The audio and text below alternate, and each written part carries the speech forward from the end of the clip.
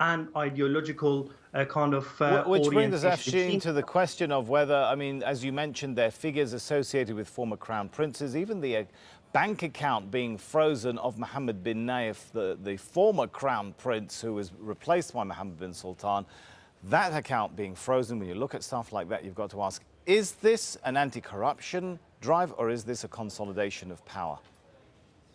I mean, we have to acknowledge that, yes, corruption is an issue in Saudi Arabia, and if you really want to pave the way to a meaningful economic transition, you have to address it. But to be honest, I don't think what is happening right now is primarily about setting the stage to create a more transparent and clean economy. Most of the individuals who have been targeted by this anti-corruption committee seem to create some impediments, some challenges for the future throne of Mohammed bin Salman. And to me, it seems that actually Mohammed bin Salman is increasingly moving towards further centralization of power and homogenization of the political landscape. He's using the corruption just in the same way that the Bolsheviks were using counter-revolutionary activities in order to penalize and marginalize his potential rivals in the future. And that potentially can constitute a lot of problem for the future stability of the country. You have to remember, since the time of Abdul Aziz, since the foundation of the Kingdom of Saudi Arabia, politics was based on consensus.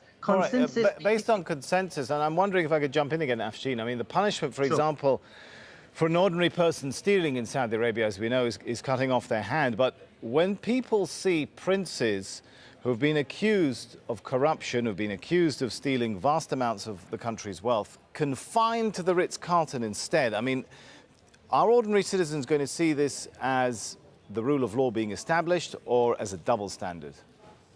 I mean, to be honest, I don't think there is a rule of law to begin with, because there is very little clarity about the legal jurisprudence of the so-called the legal authority and jurisdiction of the so-called anti-corruption committee. It seems that there is no clear due process taking place at the moment. And the people, as I mentioned, who have been targeted primarily seem to have some political issues with the establishment rather than being penalized and targeted because of their corrupt economic activities. Because if you genuinely want to set the stage for a cleaner economy, a more transparent economy, you have to start basically reforming the legal structures. You have to start reforming the political structures in order to be able to have a meaningful economic reform which could pave the way to a more transparent economy. And in absence of basically an effective and legal judiciary and legal structures, I really can't see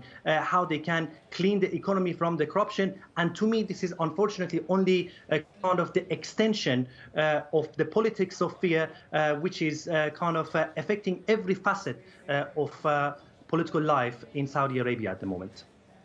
All right, thank you so much. Afshin Shahi there.